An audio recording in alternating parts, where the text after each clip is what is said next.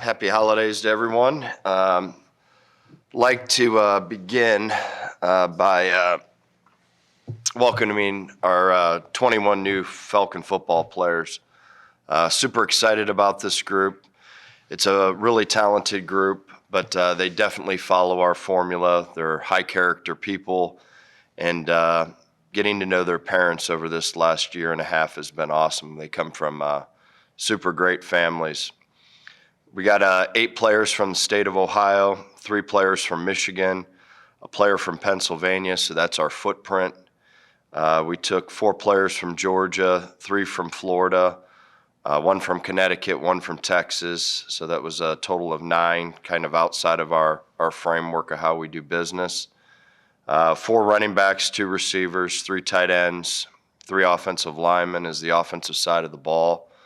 We took 3 D linemen, 1 outside linebacker, 1 inside backer, 2 cornerbacks, and 2 safeties. But as we all know, recruiting is a totally different animal because of the addition of the one-time transfer rule, the NIL programs.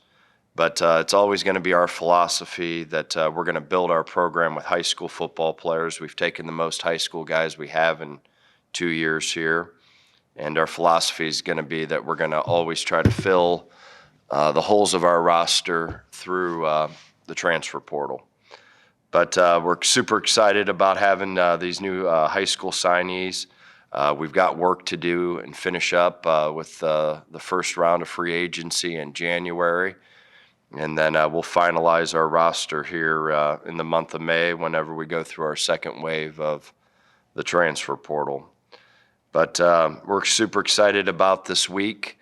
We're going to continue to recruit our own players, and we've got some exciting news ahead here in the next couple of days of some really good football players that are going to decide to come back for our 224 team. And but we're not naive that there'll probably be 1 or 2 that decide still to leave. So we'll keep you up to date as we know, but I think the majority of our team is going to be back. Super excited to have the addition of these new 21 high school players. We're super excited to have the addition of the transfer players, and obviously ecstatic to have our players back. And they'll do a great job of welcoming these 21 new players, and then they'll do an unbelievable job welcoming the new transfers. Before I turn this over to questions, I do have some people that I need to thank for all their work in recruiting this class. First off, my wife, Amy. She's at all the recruiting dinners and what have not. Obviously, Dr. Rogers and Derek Vandermeer, our athletic director. Need to thank Stacy Koziak, our associate AD. She's really been highly involved with helping us get these kids into school. And then obviously a guy that's had to do a ton of work and has done a great job is our compliance director. Eric Hildebrand has done an amazing job. Like to thank all our faculty. There's many Saturdays and Sundays that they're in here educating our recruits on our great university, so I'd like to thank them. I'd like to thank our admissions department. It's chaotic during this time of year getting all these high school and transfer guys in here.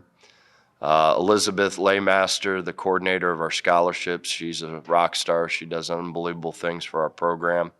I think our recruiting department did an unbelievable job. Chris Haas, Cam Dietz, and Scott Stoltz were remarkable. Damaris Linker, our director of football ops, is involved with every aspect of our program, and she's done a great job helping us in recruiting. Our academic staff, Chrissy Steffens, Kathleen Westfall, and Brian Maestra, they've been awesome. You can never leave out Van Wright. He's the best promoter of BG ever. Our coaching staff and their families, really wanted to thank our staff for doing a great job and going out and recruiting some high-quality people and super talented players, and obviously their wives are involved in all the recruiting dinners. So I'd like to thank them.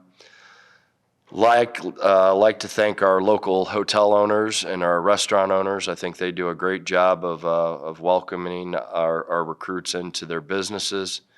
And then last but not least, our very, very best recruiters are our players. And they did an unbelievable job of helping us vet this group and also making them feel extremely welcomed here at BG. So with all that being said, exciting day for us. It's great to have these 21 new high school players. We want to recognize them, and then obviously we want to finish the recruiting strong with the transfer portal in the month of January and May, and then obviously every day recruit our own players and keep them here. So super excited about today.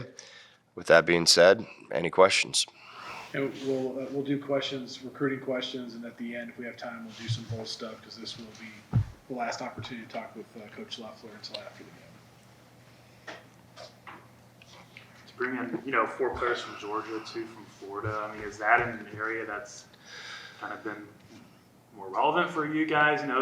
Finding some good players down in the South. Yeah, our footprint will always be the 4-hour radius. It's the Dave Clawson, Urban Meyer model, and then the other 25% of the roster, we're going to spend as a good time in the state of Georgia and a good time in the state of Florida. There's super good football players down there, and really like the 6 guys that we brought in from the South. I think they're going to be great additions. Very, very good football players, better people, awesome parents. So they fit our model. Pascal, the defensive back from Miami, he had a lot of SEC Power 5 offers. I guess, what does he bring to the table, and just maybe what's his ability? He fell into our lap. He was a guy that we probably least recruited. He was committed to North Carolina State for quite some time. Brian White's son is on that staff, and once he decommitted from North Carolina State, we jumped on him, and he's going to be a great player. And he is a fantastic young man, great bomb. Brother plays, I believe, at Valparaiso, I want to say. But they just are a super, super group of people, and we got ourselves a good DB. You played with Mark Campbell. Now you have his son on your team. Is this one of the first times you've had a teammate or whatnot kid on your football team?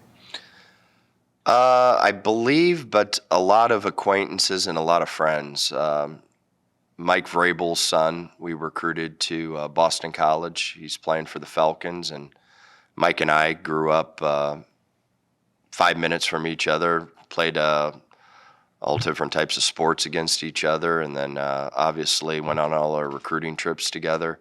So I've had quite a few acquaintances that and friends, but I'm not sure if I've had a teammate. I don't know. I might have. I don't know. But I remember recruiting John Runyon's son. John was obviously my roommate in college, so it's pretty wild. We're getting old whenever we're recruiting the buddies that you ran around with in high school and college, and you're recruiting their kids. It's pretty crazy how time flies. I mean, there's so much balance, with each position, multiple guys coming in at each position. I guess just how kind of important is that where, obviously, you guys are filling, some needs in another position. Yeah, we wanted to this to be a heavy high school class, and it reminds me of the first couple classes or first 3 classes that we brought in to BG, and we can't get away from that formula. If you really evaluate our very, very, very best players, are generally the high school kids that we've recruited. That doesn't mean that we haven't. Like O.J. Hilaire has been great. I mean, we've had some fantastic transfers too. I'm not downplaying that, but our footprint and who we are, it's got to be high school kids. And obviously, we're going to use the transfer portal in certain circumstances to fill needs. But for the longevity of the program, you've got to build, in our opinion, our business models, you got to build it with high school kids. A guy like Dorian Pringle, state champion at Mass in Washington, obviously looks really good on tape, and you've had some really good linebackers. What is he and his ability in that state championship mentality? Well, we know there's two former Falcons that are on that staff. Coach Moore, Nate Moore, has done an unbelievable job down at Massillon. Hackenbrack, I played against. He went to Michigan State. He's on that staff.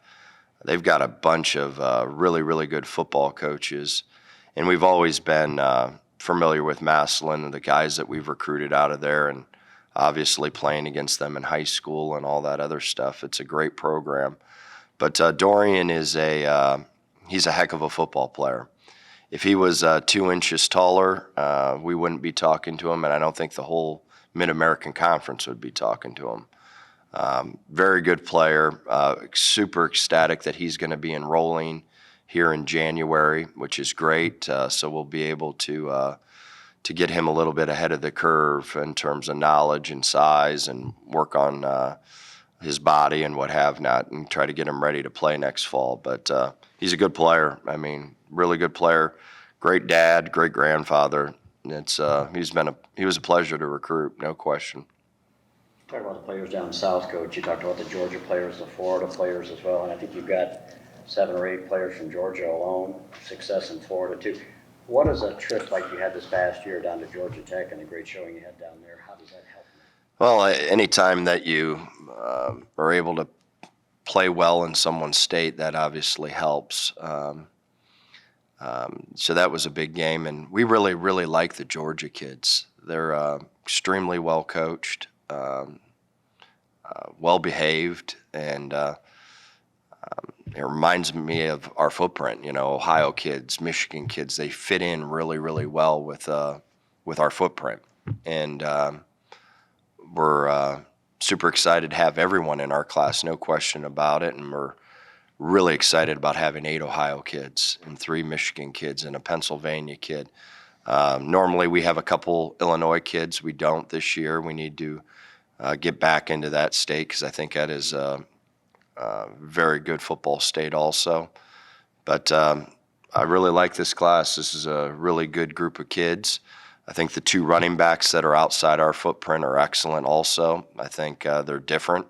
They're all big and fast. And then I love our 2 Michigan kids that are playing running back for us too. They're very versatile, fast. Nakaya can play a lot of positions, there's no doubt, but he's going to be a running back for us and kind of will fill that role, I think, of TK. So I really like what we've done in terms of the backfields, the backs. Talk about the footprint as well. I think there's going to be a lot of interest locally for these local kids from White House. 2 kids coming from Anthony Wayne. Yeah, that's great, and that's a great football program, and obviously Dylan and Sharp are really good players, and we're excited to have them. We had both of them in camp, so we knew what we were getting, and they're both going to develop into 2 really good football players for us. Positionally too, I think there's 3 tight ends on this list. You've got a pretty good tight end. You've had some success with that. Is there a look at maybe an offensive lineman there or something? We'll see where Mark's kid turns into. Obviously he's going to start at tight end, but his dad thinks he's going to be a heck of a center someday. So we'll see, how if he eats himself way into an offensive lineman, but really, really like our tight end gets. I mean, I think they're Eli and is a great player. We stole one out of Cincinnati. I mean, he's a fabulous player. And then really like, obviously, Isaac Hill. He was one of our first tight ends that we recruited, a hybrid out of Steubenville, Ohio. Obviously, the reputation for those players coming from the river. But, he's a herald type of guy that he'll develop into that hybrid position. But Eli is a guy that he can do both. I really, really like him, and really like this class. I mean, I could go on and on about each kid all day, but I really like what they are, and really like them as people, and their parents are awesome. We know that Connor's coming back, no quarterbacks on this list. Is transfer portal, there's so much talk about transfer portal. What do you think about a freshman? I know we got a couple on the roster. Yeah, we've got obviously Connor and Cam are coming back. We'll see if we go down the path of the transfer portal in terms of an older guy, a guy right in between our freshmen and Connor and Cam. That's what we'd love to find to try to balance the room out a little bit. Was just not our year for a high school kid. It just wasn't. And we looked at them. There was a couple guys that we liked that we lost, but it just was not the formula this year for us taking a high school kid. So I wouldn't be shocked if in the month of January we try to find a kid that has 3 years of eligibility that could come in and get some reps, learn the system, and if he wins the job, great. But obviously we got 2 veterans that are really good players that we really like, and maybe redshirt the kid and obviously have another person in that room. So we'll see where that goes. But we're really excited that Connor and Cam are coming back. I mean, I think there's only 3 quarterbacks that started that are the Ball State quarterback and Connor and Cam. So I'm ecstatic where both of them are at. I think Connor's improved a ton. He's made some great plays, and Cam's done some really good things for our team too. So really happy with that room right now. But to answer your question, a high school kid just didn't fit this year.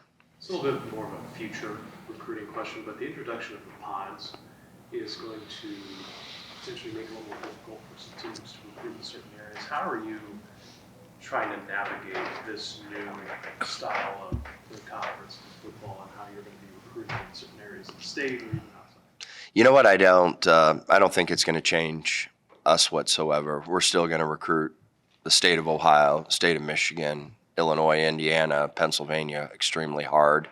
We're going to go down and take 3 or 4 players out of Georgia and Florida every year. We've got some East Coast ties that occasionally we'll sneak into D.C., Baltimore area or up east because White's got tons of connections up there for our time in Boston College. I don't know if it's going to change anyone's footprint in the MAC. I don't. That's a good question. I haven't thought about it, but just off the top of my head, answering your question, I don't think it's going to change how we do business at all.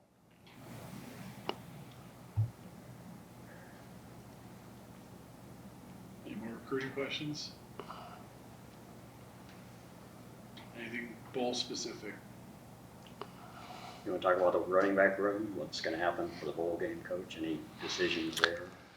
Terrion Stewart, we will. That'll be a game day deal. That leg injury has been significant. TK is in the transfer portal and has not practiced at all. So we got Jamal Johnson and Jason Patterson and Wimberly ready to go, and those guys are going to do a great job. They've done a great job all year long. They've been great role players. I think Jason Patterson has done some things for our football team that is completely selfless, and he's a good player. So obviously Terrion Stewart and TK were the majority of our touches in the backfield, but we have no problem playing Jais and Jamal and Wimberly. They're good players, and super excited to, number one, give them the opportunity, and number 2, to watch what they can do. And they're going to play really well for us. You had a good turnout last time you were up there. Orange Wave, I know Derek talks about that a lot. What's the message to the fans that are thinking about what they can do the day after Christmas? You know what? I've heard that we've sold a bunch of tickets already, and I want that to be our home field advantage. You know, we're 45 minutes up the road, 50 minutes up the road in Detroit. I would love for as many Falcon fans to come out and enjoy this game. I think we're going to play really, really hard, and we're going to play well. And we're playing against a very good opponent. And I think it'll be just a great atmosphere. And I know our kids would be jacked up to see as much orange and brown as we possibly can see. So very excited to be in our footprint in terms of Detroit. I love that on that day we get so much media attention in a very important recruiting area. So we're really excited about this opportunity, and I know our kids are excited. I love that we're playing a Big Ten team. I think we're the only MAC team that's playing a Power 5 team. So that's a challenge at itself, and I think our kids are excited about that challenge just in terms of we're playing a really good team. And they stumbled at the end, but they had some crazy injuries and a lot of people banged up. And when that happens, sometimes you lose close games, and that's what happened to them. They lost some games that they probably should have won. But they do a great job. They do a great job coaching. They're big, and it's going to be a fun game. Just curious, how do you scout a team that's going through the same challenges everybody else is with the transfer portal? I mean, It's crazy. It's crazy. Yeah, it's just different. Most of the time, just like PJ and I were talking on the media call, the first media call, talking about the Motor City Bowl. We talked about having one of our quarterbacks or myself come out of retirement and be all-time coach or all-time quarterback, which would be ugly. But yeah, it's crazy, their situation. I mean, I couldn't imagine having essentially one scholarship quarterback left on the roster, which is interesting. So we'll see. He'll have a plan. He'll adapt and adjust. But if craziness happens, all-time quarterback is coming out.